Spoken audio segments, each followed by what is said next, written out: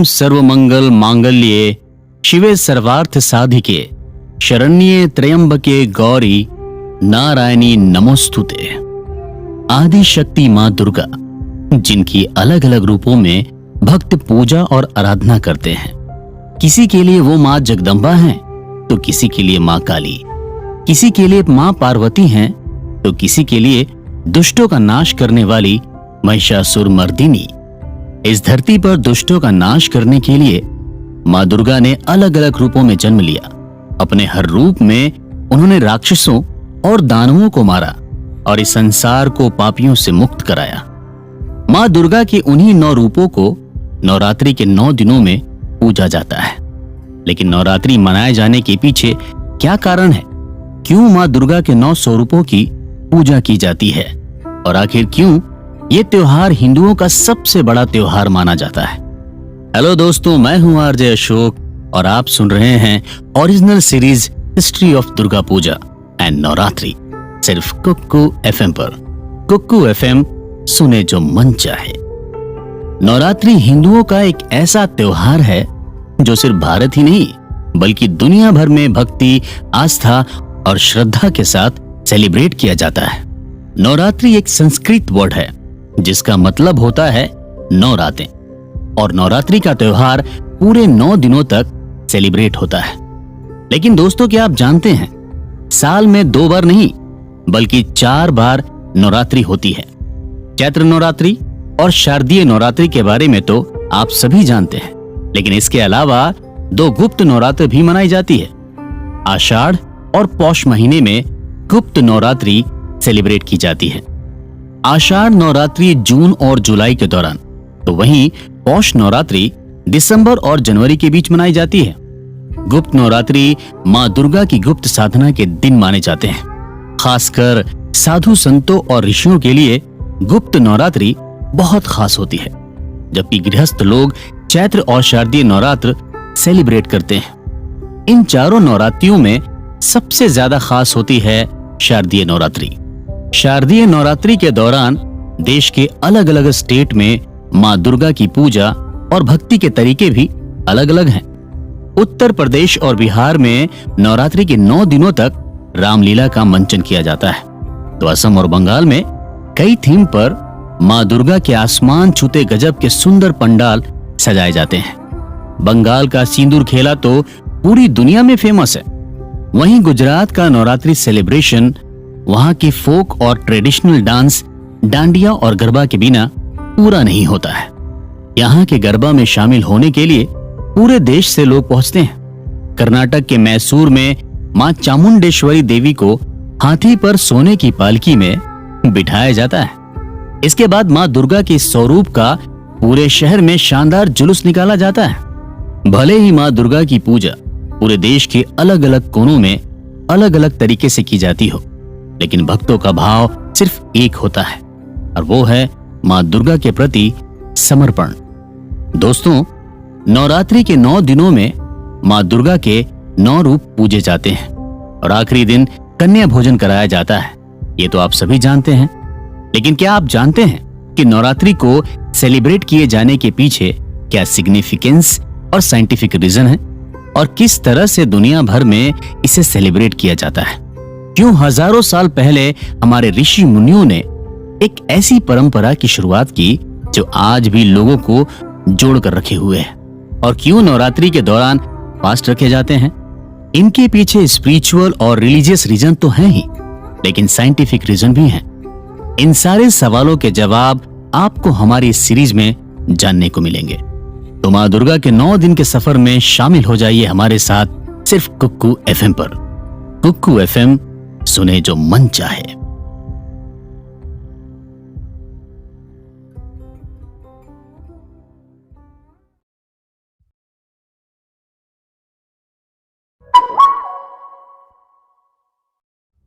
मां दुर्गा, जिनके बिना इस दुनिया की कल्पना नहीं की जा सकती, जिनकी शक्ति और ऊर्जा से ये पूरी दुनिया चल रही है, जो एक नहीं बल्कि कई रूपों में मौजूद हैं। दुर्गा सप्तशती में मां दुर्गा के हर रूप का डिस्क्रिप्शन बहुत ही खूबसूरती के साथ दिया गया है। दुर्गा सप्तशती में माँ दुर्गा के 108 नामों का उल्लेख मिलता है, जिसमें माँ दुर्गा के 700 श्लोक हैं। इसकी वजह से इसे सप्तशती कहा जाता है। मान्यता के अनुसार नवरात्रि के दौरान जो भी भक्त सच्ची श्रद्धा के साथ दुर्गा सप्तशती का 9 दिनों तक पाठ करता है, माँ दुर्गा उसकी सभी मनोकामनाएं पूरी करती है। माँ दुर्गा आदि शक्ति हैं, लेकिन वो इस दुनिया में कैसे प्रकट हुई और ऐसा क्या कारण था जिसकी वजह से माँ दुर्गा ने अवतार लिया? तो चलिए दोस्तों, इसके पीछे की कहानी हम आपको हमारे इस एपिसोड में सुनाते हैं। माइथोलॉजिकल स्टोरीज के हिसाब से कहा जाता है कि प्राचीन काल में महिषासुर नाम का एक बहुत ही ताकतवर और खूंखार राक्षस था। वो असुरों के राजा रंभ का बेटा था, जिसकी वजह से उसे अपनी ताकत पर बहुत ज्यादा घमंड था। वो तीनों लोगों को अपनी मुट्ठी में करना चाहता था। महिषासुर एक ऐसा राक्षस था जो इंसान और भैंसे दोनों का ही रूप बदल सकता था। इस वजह से उसे महिषासुर कहा जाता था। बहुत ज्यादा ताकतवर होने के बाद महिषासुर अमर होना चाहता था। कहा जाता है कि महिषासुर भगवान ब्रह्मा जी का परम भक्त था। उसने कई सालों तक भगवान ब्रह्मा जी की कठोर तपस्या की थी। उसकी तपस्या से खुश होकर भगवान ब्रह्मा ने उसे वरदान मांगने के लिए कहा। तब महिषासुर ने वरदान मांगा कि उसे ना तो कोई देवता और ना ही कोई असुर और ना ही कोई इंसान मार सके।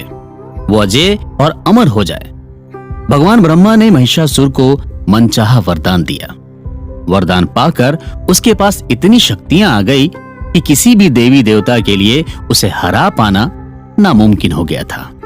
महिषासुर के पास कई पावरफुल अस्त्र और शस्त्र थे, जिसकी वजह से देवता भी उसका मुकाबला नहीं कर पा रहे थे। महिषासुर इतना ज्यादा ताकतवर हो गया था कि उसने देवताओं को परेशान करना शुरू कर दिया था। यहां तक कि स्वर्ग में भी उसने अपना अधिकार जमा लिया था। स्वर्ग से इंद्र समेत सभी देवता धरती पर इधर उधर भटक रहे थे, लेकिन यहां भी उसने देवताओं को तंग करना नहीं छोड़ा। साथ ही धरती पर भी वो साधु संतों की पूजा और भक्ति में खलल डालने लगा। उसने कई ऋषि मुनियों की बिना वजह ही हत्या कर दी। उसके पाप लगातार बढ़ते जा रहे थे। महिषासुर के आतंक से पूरी धरती त्राहिमाम करने लगी। तब सभी देवता मिलकर त्रिमूर्ति भगवान ब्रह्मा, विष्णु और महेश के पास पहुंचे और उन्हें जाकर महिषासुर के आतंक के बारे में बताया। तब इस असुरी शक्ति को खत्म करने के लिए आदि शक्ति मां दुर्गा ने अवतार लिया। भगवान ब्रह्मा, विष्णु और महेश समेत सभी देवताओं के अंश से 8 हाथों वाली एक ऐसी देवी का जन्म हुआ जो शक्तिशाली थी, जिनके चेहरे पर गजब का तेज था। उनके आसपास इतनी ज्यादा एनर्जी थी कि चारों तरफ उजाला फैल गया था। माँ दुर्गा के अवतरित होने पर सभी देवी देवता बहुत खुश हुए। माँ आदि शक्ति ने त्रिदेव ब्रह्मा, विष्णु और महेश समेत सभी देवी देवताओं की ब्रिलियंस और उनकी सभी क्वालिटी के साथ अवतार लिया था। महिषासुर जैसे राक्षस को खत्म करने के लिए माँ दुर्गा को हथियारों की जरूरत थी। तब सभी देवताओं ने अपने अपने अस्त्रों के अंश माँ दुर्गा को दिए थे। इसीलिए माँ दुर्गा को हिंदुओं की सबसे पावरफुल गॉडेस माना जाता है, जिन्हें हरा पाना इस दुनिया की किसी भी असुरी शक्ति के लिए संभव नहीं है। माँ आदि शक्ति के 8 हाथ हैं और इन 8 हाथों में कई अस्त्र और शस्त्र हैं। उनके सीधे हाथ में त्रिशूल है। त्रिशूल जो भगवान शिव का सिंबल है। ये त्रिशूल माँ आदि शक्ति को भगवान शिव ने अपने त्रिशूल में से निकाल कर दिया था। इसीलिए इस त्रिशूल में वो सारी एनर्जी और पावर है जो भगवान शिव के त्रिशूल में है। भगवान विष्णु जो इस पूरी दुनिया को चलाते हैं, उन्होंने माँ दुर्गा को चक्र दिया। इस चक्र में उनके सुदर्शन चक्र की सारी शक्तियां थी। वरुण देवता यानी कि पानी के देवता ने उन्हें एक शंख दिया जो माँ दुर्गा के हाथों में नजर आता है। ये इतना ज्यादा पावरफुल है कि जब माँ आदि शक्ति से बजाती थी तो सिर्फ इसकी आवाज से ही राक्षस और असुर भाग खड़े होते थे। पवन देव और सूर्य देव ने माँ दुर्गा को धनुष बांध दिए। इन अस्त्रों में उन देवताओं की सारी एनर्जी और पावर थी।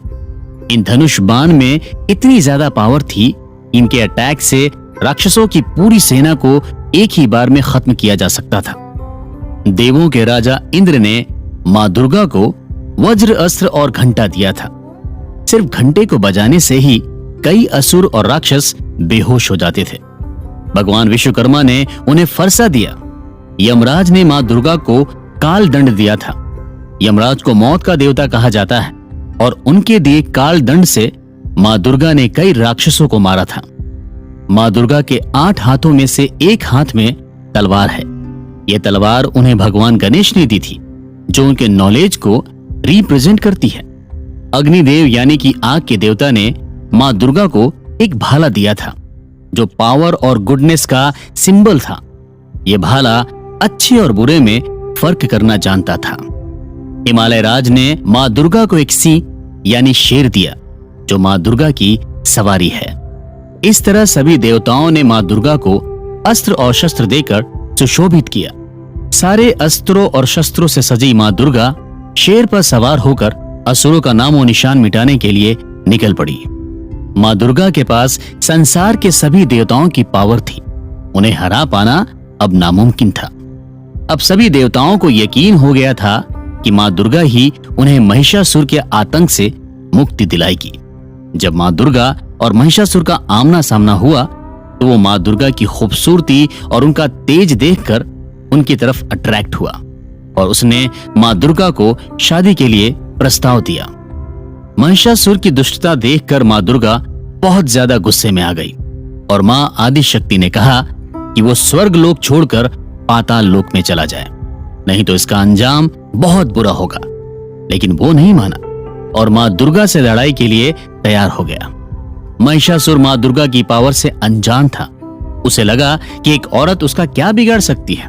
तब महिषासुर और आदिशक्ति मां दुर्गा के बीच 9 दिनों तक भीषण जंग हुई।